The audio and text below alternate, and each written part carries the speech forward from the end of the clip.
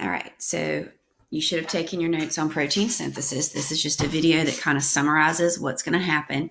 This is a little trickier than the other one.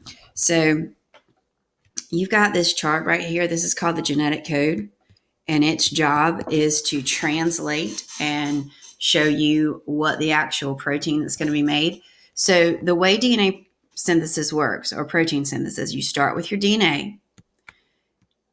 It is transcribed into mRNA. Then it is translated into a code of amino acids, which will make a protein. Okay, so that's the role of DNA replication. Okay, and you've got to use this chart when I'm doing translation. So let's start first with just how to translate. So I'm going to erase this. All right, and here's what you've got to remember. Remember how when we did DNA replication, A bonded to T. This time, A is going to bond to U because there's no T's in RNA. T will still change to an A because that's the only thing it can bond to. And G's and C's still go together. Okay? So if I look at this, and I'm going to make this a little smaller so that we can work off of it. All right, so you've got to remember these rules right here. You got to remember these rules.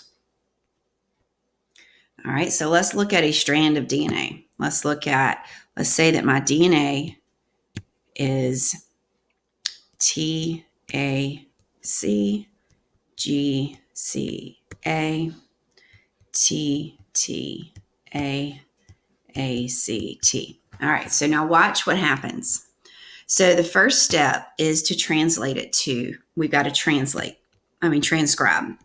So I'm going to transcribe to what's called mRNA. All right, so I've got to use these rules right here. So that T is going to go to an A, the A is going to go to a U, the C is going to go to a G.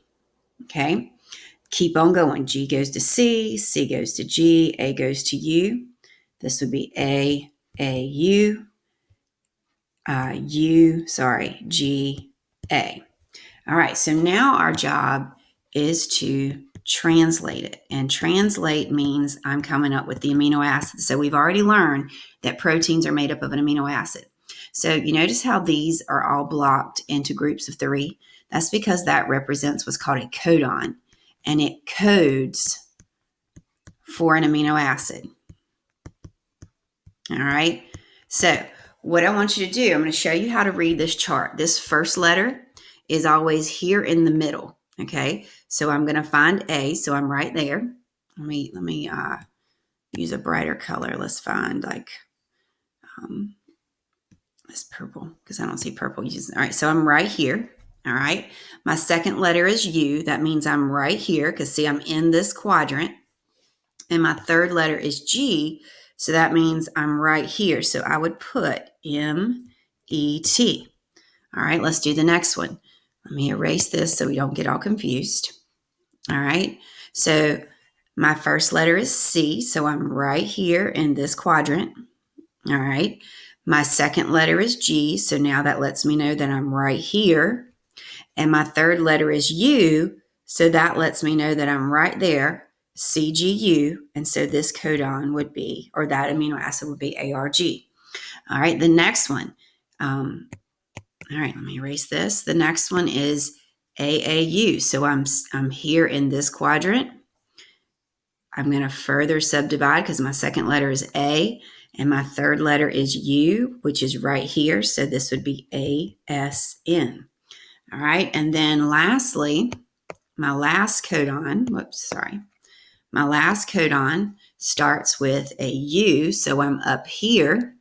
All right, my next letter is G, which is here. And then my last letter is A, which is right here, which stands for stop. That's what that is. So that's how you make a protein. We're going to go and make another one in just a minute.